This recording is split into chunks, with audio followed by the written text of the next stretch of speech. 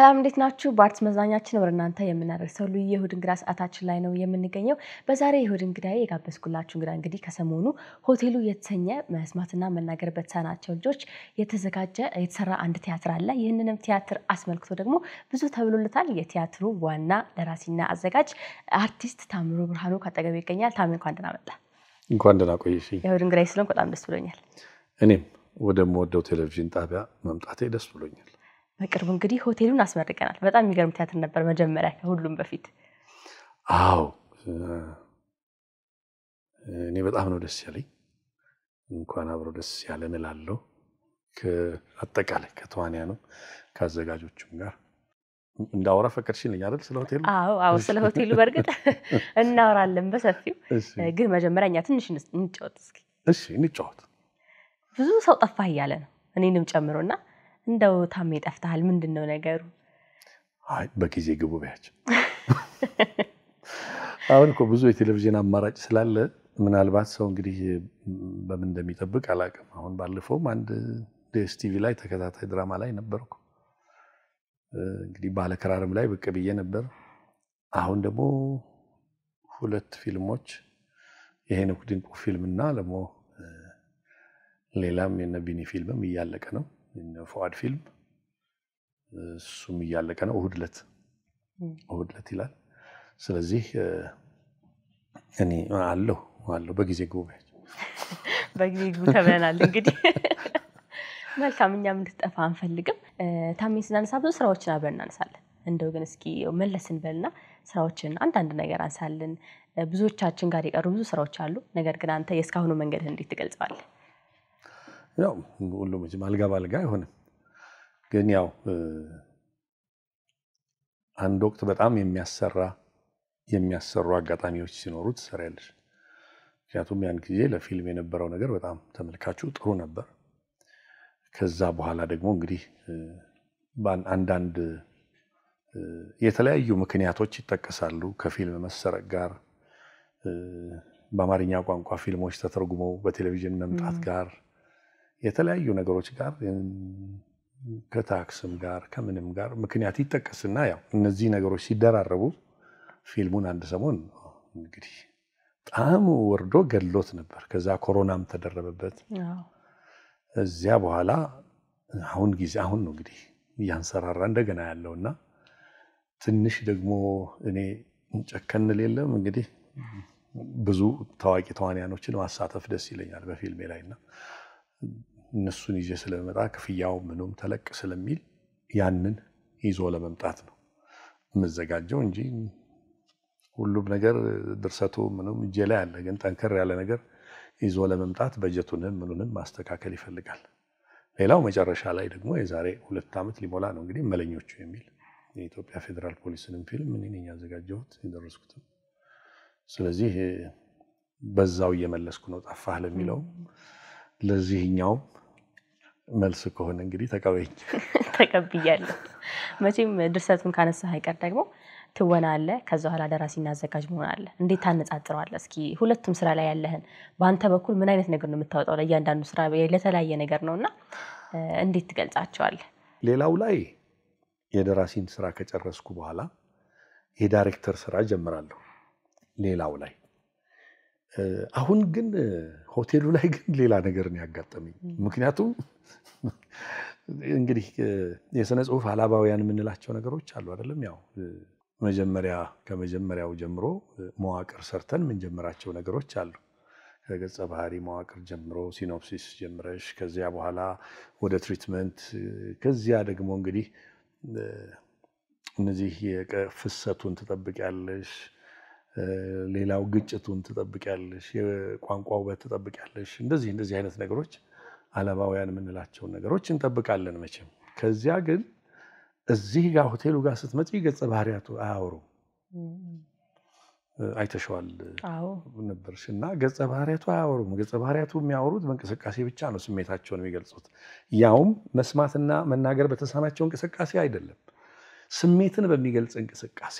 የነሱ ቋንቋማ የራሳቸው ቋንቋ አላቸው፣ ከራሳቸው ማህበረሰብ ጋር የሚግባቡበት ከራሳቸው አካባቢ ጋር የሚግባቡበት። ይሄኛው ግን እኔም አንቺም ሌላውም ሊገባን የሚችል ትንሽ የሚያስቸግረው ያው ማየት ተሳናቸው ምንም ለአንድ ሰዓት ከ20 ደቂቃ ዝም ተባብለን የወጣ ነው አይደል? ጭብጨባ ራሱ አብረናቸው እንደዚህ እያልን እያጨበጨብን ነውና ይሄኛው ድርሰቱም ዳይሬክቲንጉም አንድ ላይ እዛው ላይ አለ። ገብቻል። ድርጊት አይደል መጽፈው ድርጊቱ ላይ ነው እንግዲህ ታሪኩ ያለው። የድርሰቱ ታሪክ አለ፣ በድርጊት ነው የምትገልጪው። ፍሰቱ አለ፣ በድርጊት ነው የምትገልጪው። እያንዳንዱ ነገር የምታዩ የተያያዘ ነገር ነው። ትንሽ የመጀመሪያ ስለሆነ ከባድ ነው። ከዛ በኋላ ግን ዋና አዘጋጆች አሉ እኮ እኔ አብሬያቸው እያዘጋጀሁ ነው። ግን ደግሞ በዋናነት ያዘጋጁት በጣም ሁለት ለኔ በጣም ተፈትነው ያለፉ ልጆች ናቸው። አንደኛው እንኳን ልጅ አይደለም፣ ፈቃዱ ከበደ። ማቲም ቀላል አይደለም። ማቲም ቀላል፣ ሁለቱም በጣም ጎበዞች ናቸው። በጣም እኔ ተሰርቶ በማያውቅ ነገር ሰው እንዲህ ሲፈተን ደስ ይላል። ምክንያቱም ስሜትሽን ተንደርድረሽ ይኸውልህ አንተ እንዲህ አድርግልኝ ምን አትዩም፣ ተዋናዩን እንዲህ ፍጠርልኝ አትዩም። ከዛ የምትሄጂው ዘለሽ ከሄድሽ በኋላ አሁን ነገር ያልነበረም ለማለት ከሄድሽ በኋላ ተመልሰሽ ግን እንደገና አስተርጓሚ ጋር ትሄጃለሽና ያኔ ይበርድልሻል። ወይም አስተርጓሚዋ እንደዚህ ማለቱ ነው ብላ ቀስ ብላ ትነግርልሻለች። ስትነግረው ትረጋጋል። እንግዲህ ዳይሬክቲንግም እየሰራሁ ነው፣ ሰራለሁ፣ ድርሰትም ጽፋለሁ። ስለዚህ ሶስቱን አያይዞ መሄድ እንደው ግን ምረጥ ብትይኝ ተይ ተስማን ይታዘበኛል። አንደኛው ፈልግ ወደዋለሁ፣ ሁሉም ስራዬን ወደዋለሁ። ግን የመጣሁበት ትወና ስለሆነ ትወና ደስ ይለኛል፣ ነፍሴ ነው። ልክ ነው። ወደ ትወና ስንመጣ ደግሞ የፊልም ትወና ይሆናል። ለምሳሌ ደግሞ ቲያትር ጋር ሲመጣ ደግሞ የተለየ ነውና አንተ እንደው እንደ አንድ ተዋናይ ራሱ የቲያትርና ከዛ በኋላ ፊልም ላይ ያለውን እንዴት ትገልጸዋለህ? በጣም ቲያትር ሲሆን እዛው ቀጥታ ስለሆነ በጣም ብዙ ነገሮች አሉ። እዚህ ጋር ግን ያው ከት እየተባለ ብዙ ነገር የተደረገ ነው የሚሰራው። በአንተ በኩል እንደው የቲያትርና የፊልምን ነገርስ? አሁን በጣም ሩቅ ናቸው። የመድረክ ትወና በቃ እርከት ብለሽ ነው የምትወጪው፣ ረክተሽ ነው የምትወጪው። ምክንያቱም 3 ሰዓት 4 ሰዓት ከመድረክ ጀርባ ያለሽ እንደ ቲያትር ርዝመት። እኛ ደግሞ እንግዲህ እኔ የለመድኩት ነገር ከመድረክ ጀርባ ከ2 ሰዓት በፊት ነው ቀድሜ መግባት ልምድ ያለኝ እና እዛ ውስጥ ገጸ ባህሪ ውስጥ ነው የምትቆየው። ምናልባት ብታወሪ ከጓደኞችሽ ጋር ከተዋንያን ጋር እስክትጀምሪ፣ ከዛ በኋላ ሁሉም የለም እዛ ውስጥ ነው ያለው፣ ገጸ ባህሪ ውስጥ ነው ያለው። ሌላው ማንን አከበርክ ብትይኝ በዚህ ሙያ ውስጥ በፊልም ጀምረው ወደ መድረክ የመጣሉ፣ በጣም እየጓጉ የመጣሉ አክባሪያቸው ነኝ። ገብቶሻል? በቃ ስቴጅ ላይ የመስራት ፍላጎት ከባድ ነው። የመድረክ ትወና ከባድ ነው። ፊልም ቀላል ነው እያልኩ አይደለም፣ እያጣጣልኩት አይደለም። ፊልምም ትልቅ ስራ ነው።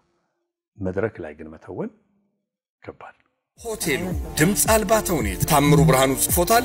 ፍቃዱ ከበደ፣ ማቲያስ ታደሰና ታምሩ ብርሃኑ አዘጋጅተውታል። ቲያትሩ ጋር ከጀመርነው አይቀር ደግሞ ወደ ሆቴሉ ወደ ሆቴሉ ስንሄድ እንግዲህ በጣም የሚገርም ቲያትር ነው። በጣም ድንቅ ቲያትር ነበረ።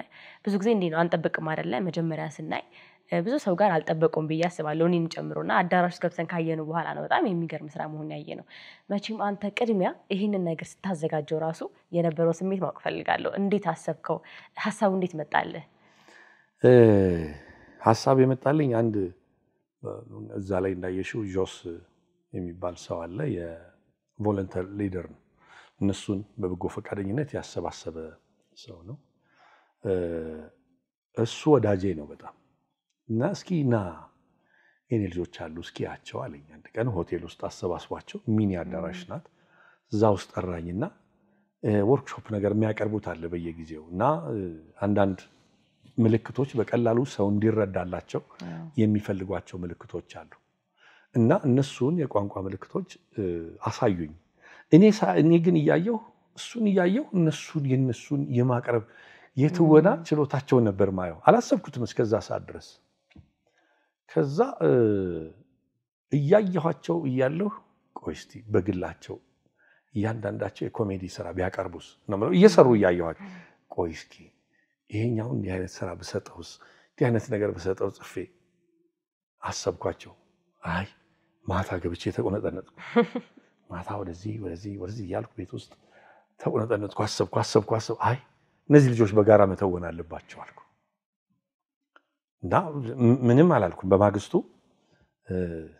ምን አይነት ታሪክ ይዘጋጅላቸው ምን አይነት ድርሰት ይሆን ብዙም ማያስጨንቃቸው ለመግለጽ የሚያመች መቼቱ አሁን ላይ የሆነ እና ከነሱ ጋር ቅርብ የሆነ ነገር ሁሌ የሚሄዱበት ቦታ ምናምን ብዬ ማሰብ ጀመርኩ ትንሽ ያው አጽመ ታሪክ ሰራው ሲኖፕሲስን ሰራውና ከዛ በማግስቱ ደግሞ ትሪት አረኩት ሲበስል አሪፍ ነው በነገራችን ላይ ቀጥታ ወደ ድርሰት ከመግባት ከዛም በሰል ብሎ እንደው በማግስቱ ሳገኘው ደግሞ ገጸ ባህሪያትን አዋቀርኩ ከዛ በኋላ አንድ ትዕይንት ጻፍኩና ሳይው ለራሴ አሁን ይሄን እንዴት ነው የሚተውኑት አይሆንም ማለት እንዴት ነው የሚተውኑት አልኩ እንደገና አሁን የሚያግዘኝ ሰው ያስፈልገኛል እንገብተሻል ፈጠን ብሎም እኛ ባንድ ወር ከምናምን እናደርሳለን ነበር ሐሳባችን እዛ በብዙ ስራው በጣም ወደው ነው ፍቃዱ ከበደ በጣም በቃ ከሱ ጋር ስሰራ ደስ ይለኛልና አስተማሪም ነው ትወና ያስተምራልና ሁለት ነገር ያግዘኛል ፍቄን ዋና አዘጋጅ ማድረግ አለብኝ አልኩ ከዛ በኋላ ደግሞ ማቲያስ ታደሰም ያስተምራል ብዙ ጊዜ አጫጭር ስልጠናዎች ላይ ያዋለው ከኔ ጋርም ብዙ ስራዎች ሰርተናል በረዳት አዘጋጅነትም አንዳንድ ቦታም በዋና አዘጋጅነትም ሰርቷል ማቲ ለኮሜዲ ቅርብ ነው ደግሞ ማቲያስ ታደሰንም ያስኩና ቁጭ አርጌ አወራቸው ፍቄ መጀመሪያ ፊቱን አስተውሳለሁ እንዴ ምን ከየት አመጣኸኝናስ ግን እንችላለን እኮ አይደል ማቲ ወዲያው ነው ያበደው ፍቄ ታሜ ምንድነው ለምንድነው ያሰብከው በዚህ መንገድ አለኝ በቃ መስራት ስላለ እንችላለን አለኝ በቃ እንችላለን አስተርጓሚ ያለ እንችላለን መጣለዋል የመጀመሪያውን ድርሰት አብረን ያነበብነው ለነፍቄ ኦፍ ኮርስ ቀደም የሰጠኋቸው ባስተርጓሚ ሲነበብላቸው ልጆቹ ፊታቸው የበራ ሲሄድ ታይዋለሽ አምኖን ታምሩ ድርሰት ጽፎ መጣ ለኛ የሚለው የመጀመሪያው ይሄ ፊት ገጻቸው ላይ የነበረው ነገር ብታዩ እውነት ስሜት መቆጣጠር ያቅትሻል የነበራቸው ደስታ ተጋባብኝ በቃ ከዛ በኋላ ተጀመረ የነበረው የመጀመሪያ ስሜት እንችላለን ወይ ትንሽ ጥርጣሬ ነበራቸው መሰረታዊ የትወና ስልጠናም ጎን ለጎን እየሰጠናቸው እኔም ፍቄም ማቲም ለሶስት ነው ያዘጋጀናቸው እዚያ በኋላ ግን አልቻልናቸው ቅርብ ናቸው ለምልክት ለምልክት ቋንቋ ቅርብ አይደሉ ለማይም ድራማም ለካ ቅርብ ናቸው ለፓንቶማይም ቅርብ ናቸው ምንም የኛ ፍጥነት ብቻ ሆነ የሚያስፈልገው ከዚያ እንግዲህ ያው ኦሬዲ ፍሬምወርኩ ስላለኝ ድርሰቱን ከስር እየጻፍኩ እየወሰድን አንድ ወር ያልነው አንድ ወር ከምናምን ያለው 2 ወር ከ10 ቀን ፈጀ የመጀመሪያ ቀን ደግሞ እንግዲህ እንደነበረው ያው ያስፈራል ከዛ በፊት ግን ትንሽ ተንፈስ አድርገው ነበር ፈራንና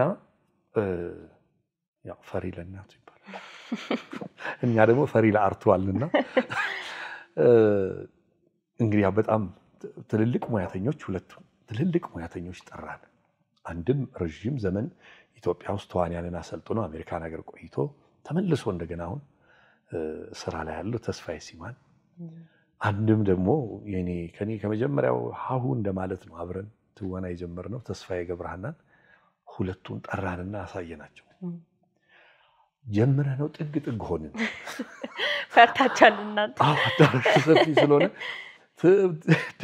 ፍቄ በዛ ጥግ በኩል ነው ያለው ሹልክ ብሎ ደግሞ መድረክ ጀርባ ይገባል ማቲ ዛገን ቆራጠጣል እኔ ያቸውና በሌላ በውጭ በኩል በመስተዋት ፊታቸውና ያለው እና ደስ አላቸው ሲያለ እንደውም ሙሉ ቲያትር አላሰየናቸው አዎ እንዴ ታምሩ ምንድነው የሞከራችሁት አለ ተስፋዬ ሲማ ምንድነው እኔ እኮ ማይም ድራማ ሰርቻለሁ ከዚህ በፊት ግን ከ8 ደቂቃ የዘለለ አይደለም የሰራነው በፊት ነው የሰራሁት ብሔራዊ ቲያትር ይሄ ሁሉ የመጨረሻው የሚያልቀው ስንት ነው 1 ሰዓት ከምናምን ነው አለ አሁን በጣም ጥሩ ነው ግን እነዚህ ነገሮች ብታርሟቸው ርማት ተቀበልን አስተያየት ተቀበልን ተስፋዬ ገብረሃና የዚያኑ ቀን ዘሎ ገባ ይኸውላችሁ ይሄን እንዲያርጋችሁ ይሄን በቃ በጽሁፍ ይዟልና ቀጠቀጠን ተቀበልን ከዛ ያንን ርማት በትክክል ሰራን በመናስበው መልኩ በዚህ አጋጣሚ ያው እንግዲህ ትብብር ያደረጉልን ወዳጆቻችን አሁን ለምሳሌ ኢትዮጵያ ካቶሊካዊት ቤተክርስቲያን ካቴድራል ግቢ ውስጥ ለምን ለነሱ ምቹ የሆነ ቦታ ለመፍጠር እዛ አዳራሽ 2 ወር ከ10 ቀን እንደፈለጋችሁ ብለውን ተጠቅመንበታል። እናመሰግናለን። ዓለም ሲኒማ ዋና ሁለቱም ሰዓቱ ኤልያስም ማቴዎናስም ስነግራቸው መጀመሪያ ድምጻቸው ላይ ምን አልከኝ እንዲህ ማለት ከዛ ግን እንደፈለጋችሁ ሐሳቡ ልክ ሲረዱ ይዛችሁ መጣችሁ ነው። ልጆቹንም ማገዝ እንፈልጋለን። ታምሩ እናንተ እዚህ ደረጃ ላይ ካደረሳችሁት እኛም ኃላፊነታችንን መወጣት እንፈልጋለን ብለው በጣም ተባብረውናል። አሁንም በነገራችን ላይ ሐሙስ በቋሚነት ፕሮግራም ሰጥተውናል። እንዳያመልጣችሁ በዚህ አጋጣሚ ተመልካቾች ሐሙስ 12 ሰዓት ላይ እንግዲህ ተመልካቾቻችን እየመጣችሁ ዓለም ሲኒማ ለ1 ሰዓት ከ20 ደቂቃ እስኪ ዝም በሉ። የሚገርመው ነገር የዛኔ ምርቃቱ ቀን ራሱ በጣም የሚገርም ነገር ነበር። አብዛኞቹ ተመልካቾች መስማትና መናገር የተሳናቸው ነበሩ። እነሱ ላይ ራሱ ደስታውን መመልከት ይችላል። በጣም ነበር የጓጉት እስከ መጨረሻው ድረስ በቃ በጉጉት ተመልክተው መጨረሻ ላይ ያላቸው ስሜት በጣም የሚገርም ነበርና በእውነቱም ትልቅ ነገር ነው። አንዳንዴ አናስበውም፣ ግን ለነሱም ራሱ ይሄን ነገር ይዞ መምጣት በጣም ትልቅ ነውና ተቀባይነቱን አንተ እንዴት አገኘው የዛን ቀን? በጣም አሪፍ ጥያቄ ነው የጠየቅሽኝ። እኔ እነሱን ማሸነፍ ብቻ አይደለም እኔ ማድመጥ መስማት የሚችለውን ሰው ማሸነፍ መቻላቸው ነው ያስደስተኝ። አሁን ለብቻ ላመስግናቸው ብዬ ነው። 8ቱ ተዋንያንና 3ቱ አስተርጓሚዎች በጣም አድርጌ ነው ማመሰግናቸው። በጣም በቃ የነበራቸው ይሄ ስሜታቸው አቅማቸው ሁሉ ነው አጠንፍፈው የሰሩትና በጣም ላመሰግናቸው እወዳለሁ። ደግሞ በዛ ላይ እኔ እነሱን ላገለግል ነው የሄድኩት። እነሱ ግን ጋቢ ሸለሙኝ። አይተሸለም የዚያን ቀን ምን መሰለ ጋቢ ተሸልሜ ነበርና በጣም ነው ማመሰግናቸው። ይሄን ምስጋና መቼም እንዲሰንፉ ሳይሆን ለሚቀጥለው ስራ እንዲበረቱበት ይሆናቸው። በጣም አመሰግናቸዋለሁ። ሌሎች ታዳሚ የነበሩ መስማትና መናገር የተሳናቸው እንግዶች እየመጡ በምልክት ቋንቋ ሲያመሰግኑሽ ምን ትፈልጊያለሽ ከዚህ በላይ? ከዚህ በላይ ምን እርካታ አለ? እነሱም አምነዋል። የሌላውንም ሪአክሽን እያዩ ነበር። አየሽ ሌላው ነጮችም ነበሩ። ከጣሊያን ኤምባሲ፣ ከጀርመኒ ኤምባሲ፣ ከፈረንሳይ ኤምባሲ እንግዶች ነበሩ። አሁን እነሱ በጣም ተደስተው ነው ያሉት እና እንደውም አንድ ልዩ ዝግጅት ለማዘጋጀትም እያሰቡ ነው ለራሳቸው። ይሄ እንግዲህ የዲፕሎማት ሶሳይቲውን አንድ ቦታ ታሳዩልናላችሁ ብለው በራሳቸው እያዘጋጁ ነው ፕሮግራም። ምክንያቱም ምን ሰርተው ይሆን እያሉ ነው የሚያስቡት። የመጡት በሀገራችን ለመጀመሪያ ጊዜ ሲባል እሱን እንዴት ለመጀመሪያ ጊዜ ይሆናል አይነት ነው። ምክንያቱም ፓንቶማይም ተሰርቷል ብለው ነው። ግን ደግሞ ያስደነቃቸው የ1 ሰዓት ከ20 ደቂቃ መሆኑ ነው። በዚሁ ሳወራሽ ይሄ የመጀመሪያው የ1 ሰዓት ከ20 ደቂቃ ፓንቶማይም ድራማ ነው። በኢትዮጵያ ተሰርቷል ወይ? አልተሰራም። እንግዲህ ከምሁራኖቹም ከአዲስ አበባ ዩኒቨርሲቲ ከታደሙትም መምህራኖች ከነሱም እንዳደመጥ ነው እኛም እንደፈተሽ ነው አሁን በዓለም ላይም እስካሁን የለም እያሉን ነው። ለምን አታስመዘግቡም ልትይ ነው? ቀጥለሽ ጥያቄ ልጠይቅ እስኪ። ለምን መሰለሽ የተገኘው እስካሁን ሲፈትሹ ያገኙት መስማትና መናገር የተሳናቸውና መስማትና መናገር የሚችሉ አብረው ነው የተወኑት። እስካሁን በጋራ ነው የተወኑት። ለብቻ ተውነው ግን 1 ሰዓት ከ20 ደቂቃ የተተወነበት ድራማ ካለ ማይም ድራማ ካለ ለመቀበል ዝግጁ ነኝ፣ ለመታረም ዝግጁ ነኝ። እስካሁን ግን የለም የሚል ነው። ስለዚህ እኛ ደግሞ ቀዳሚዎች ከሆንን እንዴት ብርታት እንደሚሆነን ይቻላል የሚለውን ነገር ለማስቀመጥ በጣም እኔ ከመስራቴ በኋላ ነው ይሄ ነገር እየመጣልኝ የመጣው እንጂ ማን ሰርቷል ብዬ ኤክስፒሪየንስ አልሄድኩም። ግን ከሰራ ነው በኋላ ግን በሀገራችን የመጀመሪያ ነው። መተውነት ተስፋዬ ሲማሲያው ይሄ እኮ የመጀመሪያ ነው ታምሩ ፈትሽ እንጂ ነው ያለው። እዛ ስንፈትሽ ይሄ በሀገራችን የመጀመሪያ ነው 1 ሰዓት ከ20 ደቂቃ መሆኑ። እንግዲህ አፍሪካ አካባቢ የተሰሩት ነገሮች ካሉ አሁን ዓለም ቅርብ ናት፣ እጅ ላይ ናት። ስንፈትሽ የለም ደግሞ ያይም ስትፈትሽ የለም፣ ምንም ነገር የለም። አብረው ግን ተጣምረው የሰሩት አለ እስካሁን። እባካችሁ በዚህ አጋጣሚ ተመልካቾች አብረሽ እስቲ ይሄን ፈትሸው ያገኙት ነገር ካለ አብረን ለኛም ቢነግሩ መልካም ነው። አለበለዚያ ግን በኢትዮጵያ ስም እናስመዘግባለን።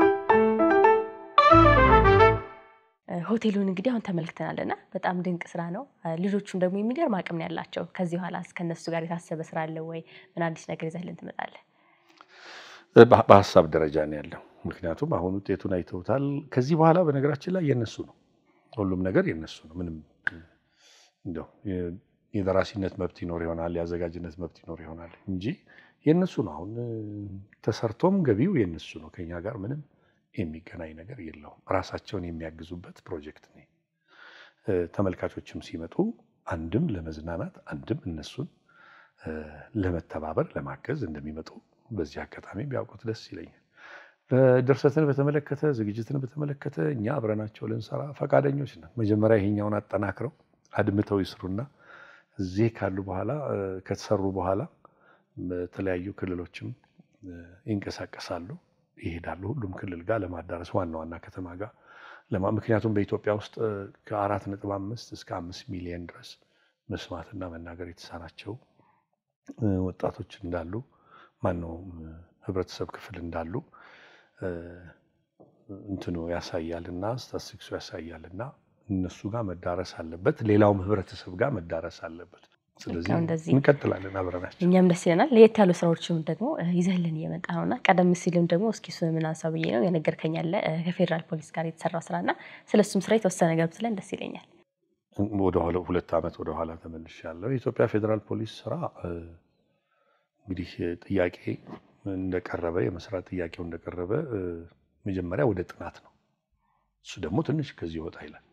ምክንያቱም ብዙ ሰነዶችን ማገላበጥ ማጥናት ያስፈልግ ነበር። እነሱን ነገሮች ብዙ አጠናሁ።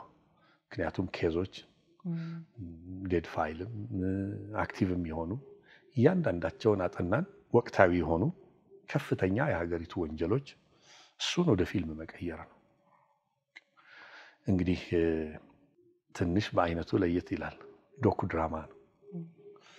ሁለቱ የታየበት ነው። ምክንያቱም ከፍተኛ የስራ የሀገሪቱ ከፍተኛ የኢትዮጵያ ፌደራል ፖሊስ ከፍተኛ ኃላፊዎች ያሉበት ነው።